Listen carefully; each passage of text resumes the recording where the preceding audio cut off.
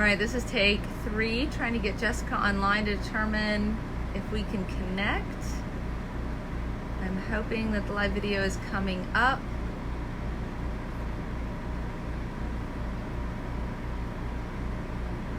Hopefully Jessica will find us here.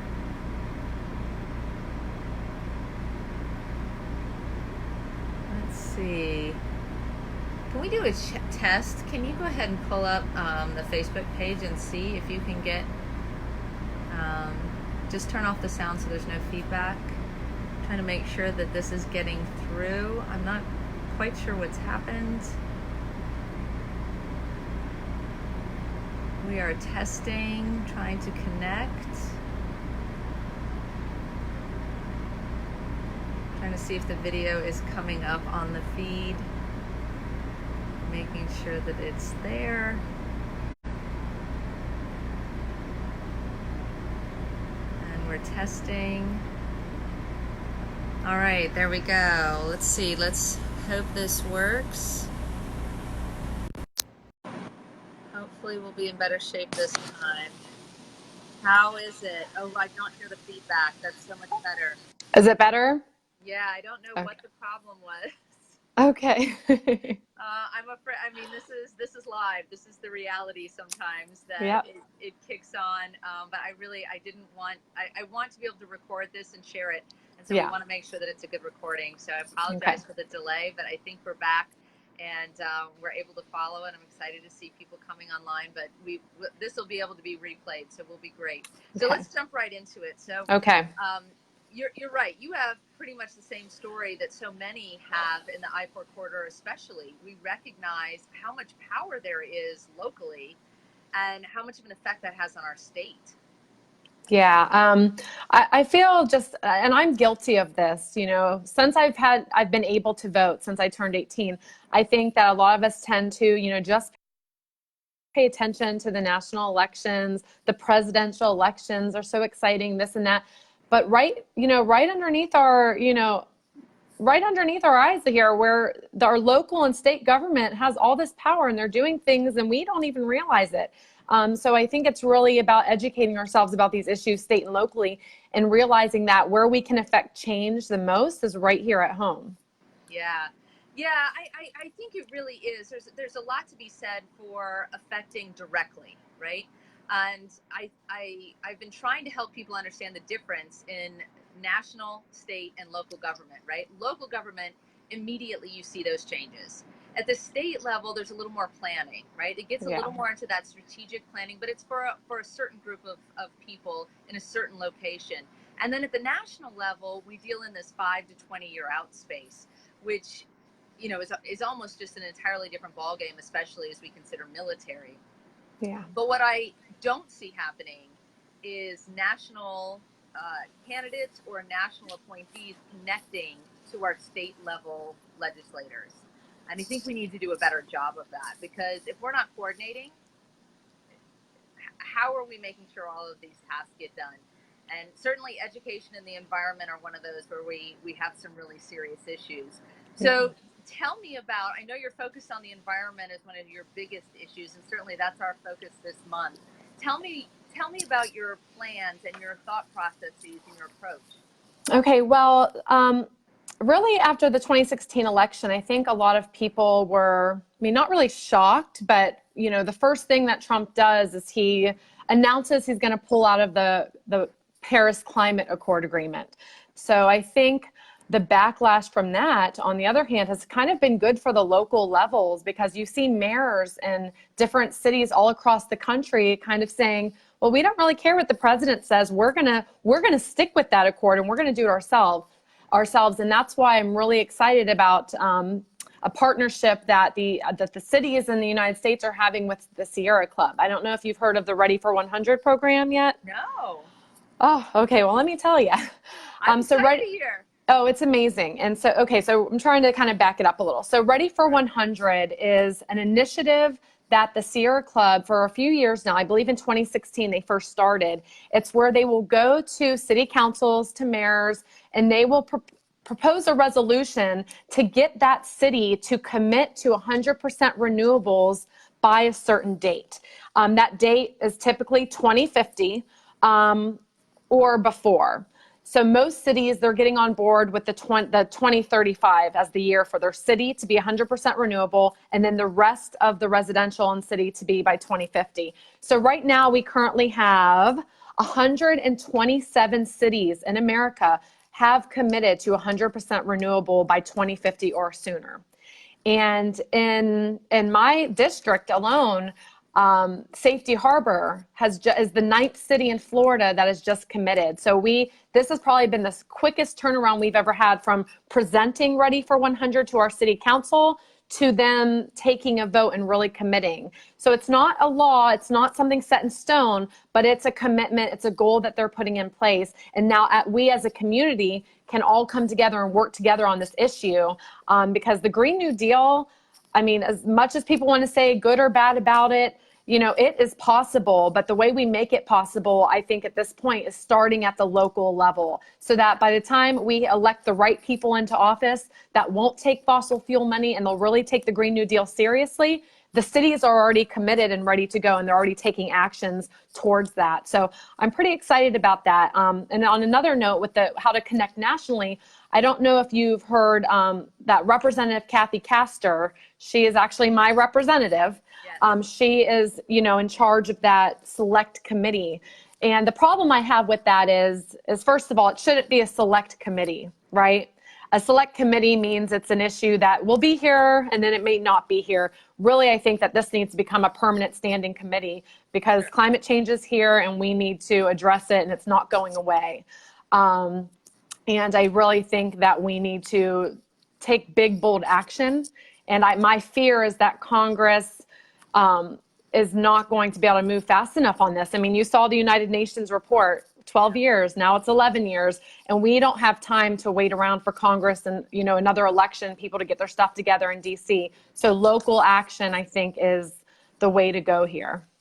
Yeah, I have a mantra. It doesn't take an act of Congress to fix the country. It just takes a lot of dedicated Americans to work together. And it is really true. I mean, and in fact, I will give a plug to all the government employees. What we often found is, in spite of whatever Congress was allocating money for or against, we on the inside were working our tails off to try and make sure that we were always doing good work and getting good services to Americans. And so what I found was that there was a lot more happening that people realized. And my suspicion was there was a lot more happening in the country separate from the federal government, and certainly that's what I'm finding, right? As I'm going around and interviewing people, I'm going, do you take any federal funds? And 99% of the time it's no. And in that 1% where it's yes, it's a very minimal amount. So you're right. The local groups and the state level legislators are actually making an enormous difference, regardless of what happens at the national or international level. And that's really it, right? We all have to come together and make that happen. Question about how they're getting to 100% renewables. What are the top 3 to 5 focus points? Well, right now, every city is different. Really just depends on their capacity. I don't know if you heard about the Michael Bloomberg. It's kind of a grant that he's giving. So I know Orlando, they've signed on to Ready for 100. I know they got one of the grants. St. Petersburg, which is right south of District 64, they got a grant. They had signed on. They were actually the first city in Florida to sign on. But what the actions that they're talking about taking is, of course, updating their government buildings, with the lighting, for example. That's one of the easiest things you can do, is change the light bulbs. Also, maybe a t-shirt. The easiest thing we can do is start by changing light bulbs. Changing a light bulb. But the biggest thing that we're looking at is really solar. So we're looking at really expanding our solar capacity. I mean, we know that in the past decade, solar prices have gone down dramatically, and we need to make sure we're tapping into that.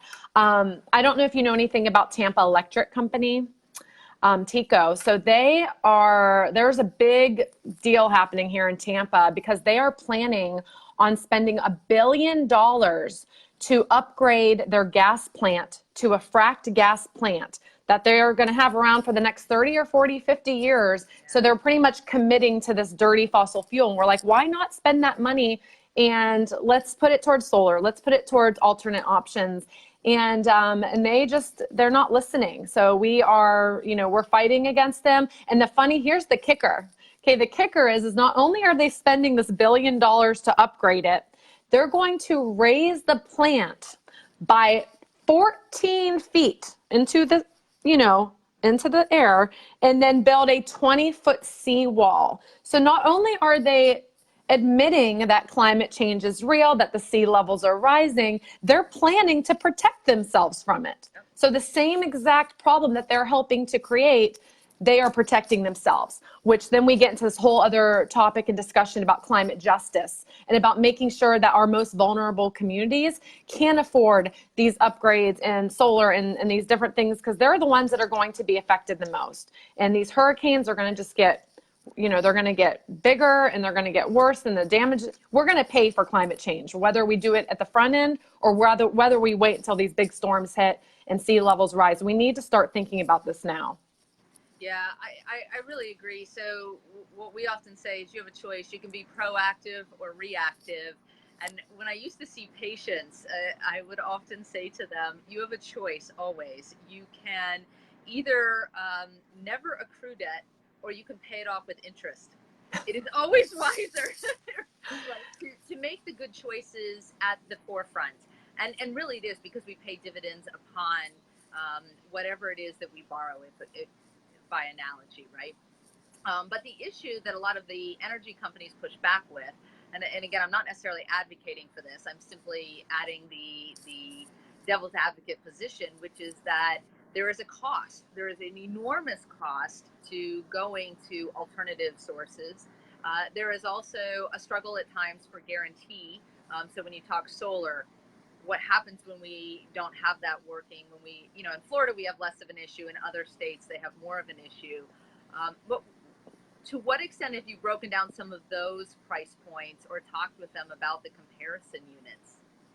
Well, we know for a fact that there are other energy companies that are already doing this.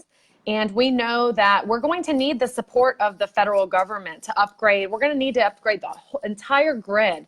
And that's where, when we talk about the Green New Deal and we talk about climate justice, this is going to have to be a partnership at the local, state, and federal level. And I'm not sure, do you know anything about MMT? Yes. Okay. So, I've been doing a lot of, research on this. I've been talking to a lot of folks on this, and we can pay for this. This is not something, we always talk about how are we going to pay for it, and we're not going to be able to, but we can pay for it. Congress just has to authorize it. Just like we pay for unlimited wars and we pay for all these things, we need to be able to pay for this. And I think MMT is the way to do that. And I think we really need to start having a really serious conversation about that. So 2 points just for consideration. One of the things that I found on the inside, and again, I serve in the executive branch, not in Congress, so there's a very different element, right? Congress comes up with the laws and they allocate money. What we do is create programs. And what I found were incredibly dedicated employees who wanted to share information, who wanted to essentially, that's not a good. I was going to say kill two birds with one stone, but that's not a good analogy. No. I need a new one. But I know what you're saying, right? yeah. And so what we found was that, to your point, military gets lots of money. Military also solves a lot of problems that could easily be shared across that are not always readily obvious. For example, one of the programs that we worked on was helping with data sharing, being able to measure pieces of information that have to date been very difficult, and then being able to move that data through the system securely and safely. And of course, we're doing it at the highest level of classification. No worries. But these kinds of innovative approaches, which do not typically get shared with the American people, are some of the ways that you can consider paying for these elements without actually accruing cost. Do you know what I mean? If the military is having to solve the problem for a defense perspective, why isn't that getting shared? Perfect example. When we went, when I heard about Puerto Rico, I immediately got on the phone, right? And who am I talking to? I'm talking to FEMA and I'm talking to the Coast Guard. And I'm asking, why weren't we ensuring that our people were ready, that we understood the Jones Act and other things that would be affected, and why were we not deploying in a way that we already know how? And they said, we just don't have the resources. And they don't mean money. What they mean is that they don't have access to the data or to the technology or they don't have permissions. And so I think what I would suggest is that, yes, there is money needed. However, I also think that if we are more efficient in the executive branch and the way we move programs, we can accomplish the same goals without necessarily having to spend extra money, or at least minimizing it. Yeah, well, I mean, there is a lot of opportunity here, you know, for good paying jobs. There are people that want to work, and I really believe that, you know, these coal industries that are telling us, oh, you know, and, you know, the president saying that we're going to, you know, bring coal back and all these great jobs are coming back. We know those jobs aren't coming back. No. And I think that there can be a just transition, and we do have the resources, but like you said, it's about making sure we're connecting these and making sure we're allocating in the right places. Yes.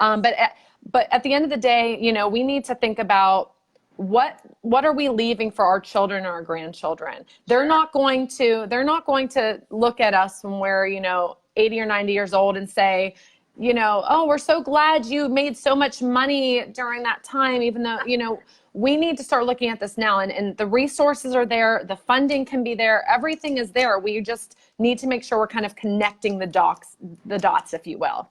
So I completely agree. And the question is, at the tactical level, meaning the actual pathway to achieve that, how is it that we can connect? So what I've been doing is I've been conducting interviews. Now, again, I'm working at the national level, so I'm working across states.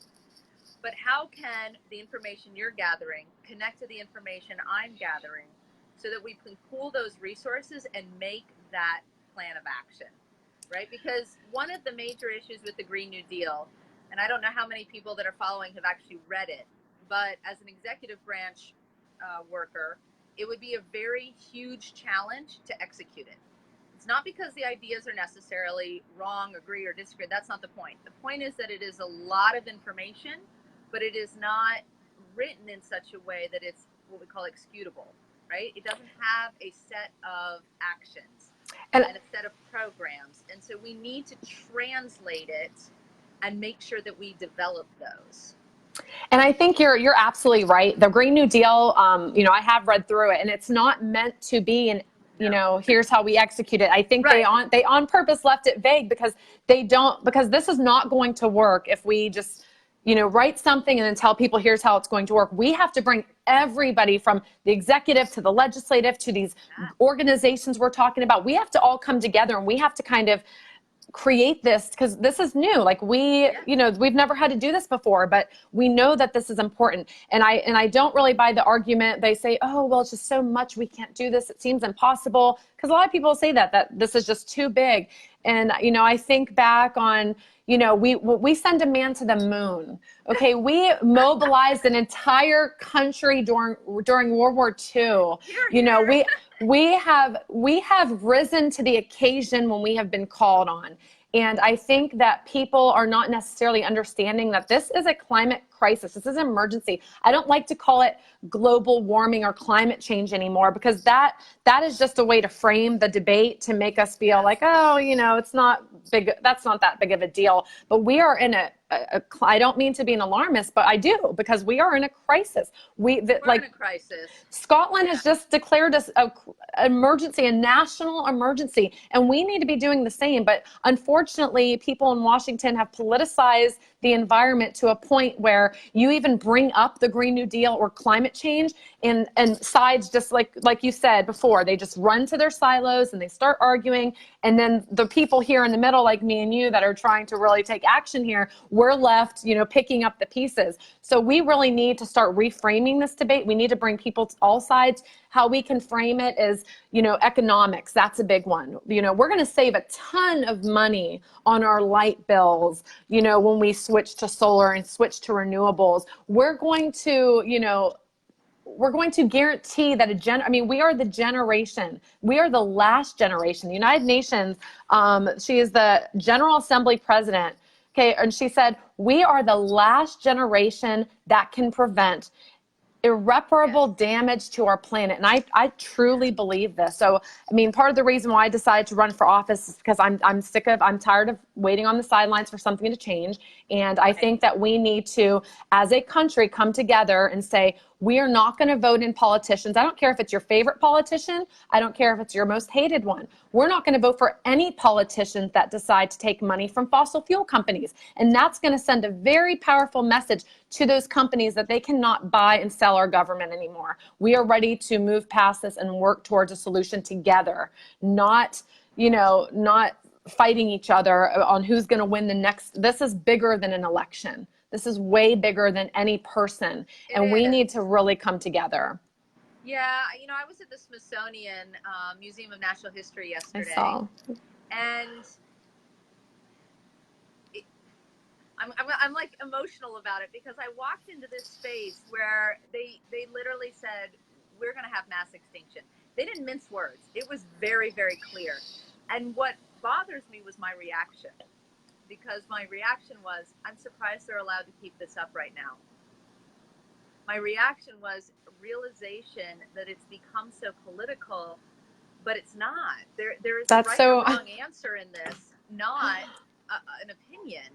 And here, the Smithsonian, which no question is is the authority and impressive, and there it is in black and white.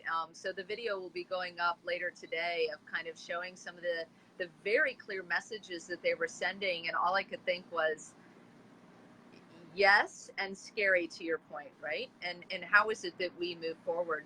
So what I'm trying to do is write a national environmental strategy. Now, this has never been done for our country. If you Google national environmental strategy, I'm very sorry to say that you will see, or I'm pleased for the other nations. I shouldn't entirely say that. I'm pleased to say there are many nations who have them. We are not one of them, however, and that's the part that makes me sad. We have a national defense strategy, and I'm pleased that we do. We have a national intelligence strategy. We're even working on a national spectrum strategy, which I suspect most people don't even know what that is. Yeah. And yet we don't have a national environmental strategy, and that should concern everyone. No matter your opinion, it should concern you that we don't have that. And so what we're doing is bringing together the science. We're bringing together the policy points. We are bringing in the points from the Green New Deal. We are talking to experts across the country and trying to say, how do we bring this all into an actionable plan? So what I throw to you are two requests. Okay. One, we would love to have you take a look at what we're putting together and provide some feedback, because I believe very strongly in making sure, as you said, that we get everybody at the table, and we need to make sure that things are actionable at the national level, but also set up and complement at the state and local level. The second thing is, as we close out, kind of final last words, tell me your top three. Now, you probably have 15 that are your top, but when everything's a priority, we find that nothing's a priority. So it isn't to say that everything isn't important. It's just we have to triage as a starting point. So what would you say are the top three things that you would like to see included and focused upon? Okay, well, definitely, I think we need to, and this kind of brings the education and the environment together. I'm going to tell you right now, I've been so teaching. glad. I think I know where you're going. This is making me happy. Yes. Okay, well, I've been teaching for about 10 years, and nowhere in any of the science curriculums, the history curriculums, any of the curriculums, do I see the mention of climate change or climate action. They just aren't mentioning it. They're not talking and teaching about it. And when I go to my students and I'm talking about climate change, they're like, "What are you talking about, miss? We don't really know." So I think that we need to have some kind of priority on making sure we're educating the generations that are going to be dealing with these problems. They need to know, because the students that I have touched and I have taught, that I've talked about this, they are pissed. Like, they're like, what? Our adults are ruining the earth for money? And I mean, they want to take action. They just need to know. Need to know the information. So I think education is key, especially, and that's not just for the children. It's for adults too. We still have climate change deniers, and our president is one of them. So I would say education about these issues is key. I just want to tell you, that's the number one recommendation, education and inspiration, that I've gotten. And it surprised me a little bit because it's a little nebulous. It's not as concrete of an action, but that is the number one recommendation I've gotten from every expert. And So, I will help right you on. write the curriculum for it. I mean, we can bring the experts together. We will write the curriculum. We'll engage Yes. them. But I think the second important thing that we need to do is I think we need to be supporting these Ready for 100 resolutions that are happening across the country. I just think that, right now I said we're at 127 cities. That's a lot of people that we're talking about. If we can expand this Ready for 100 program to cities everywhere, I mean, then the national government will have no choice. These oil companies will have no choice but to start listening to us. So I really think we need to start getting our local communities involved, whether that be with their Sierra Club or with their environmental groups or however it is, but we need to just start having these conversations across city councils and commission boards across the country so that we're all at the same time having these discussions and kind of preparing our local, our communities for what's coming and what's happening and educating them. So I would say that would be the second thing is, working as communities to kind of bring everyone to the table on this. And then the third one, I would say what we need to focus on is we need to have a conversation about climate justice. Actually, at the city council meeting I was at Monday at Safety Harbor, when they were going to pass this resolution, one of the city commissioners said, I think we need to add some language about climate justice in here. And the way, what he presented was just wonderful. I was like, yes, we definitely need to do this. And it was voted down to add that language. And they said, oh, we can take care of that later on when we start going into the details. And to me, it was still a win that we were able to get them to vote on this, but it was also kind of showing the times that we're in. We still are fighting for equality on all levels, including on the environment. So we need to really have a conversation, and I want to see these communities be brought to the table, because a lot of the times it's people that look, like me and you, and people at the, that are having these conversations about the environment, and we're not bringing in these other communities, because to be honest, the inequality in our country is leaving many people to say, you know what, I don't have time to worry about the environment. I'm trying to pay my bills. I'm trying to feed my kids. I'm trying to work these 3 jobs so that I don't lose my house. So I really think that until we can address the inequality that's happening in our country and realize that these two things are connected, the environment and good jobs, like good paying jobs, these are connected, and this can lift people out of poverty, and this can really, I think, bring this all together, So I really think we need to focus on income inequality and environmental justice as my third choice. I love it. So I'll give a little bit of feedback, or maybe not feedback, but discussion on those points. So the first, as far as the education piece goes, I'm 1,000% in agreement, and that is actually a guaranteed capability. Meaning that from what I know and who we're all connected to in the executive branch, that is something that can happen regardless of any voting from Congress. That would require 0 legislation. Yeah. The second point about the 100 goal, that is again something that could be executed as a guarantee without any involvement from Congress. Because what we have are a series of programs that deal in what's called kind of design elements or program elements, and all they do is create certifications for a variety of things. It could be for fully renewable cities, or even those cities that need to take steps, maybe, right? Mm-hmm. There are ways to do that where what your community is doing that maybe is ahead can be shared with another community so that they can take maybe 2 or 3 steps to begin at a lower cost, because maybe they don't have to plan it as much, or maybe they don't have to look for the vendors to help them as much, because they can capitalize on the information from your community that maybe can take steps faster. That facilitative function, again, is a guarantee without Congress's involvement.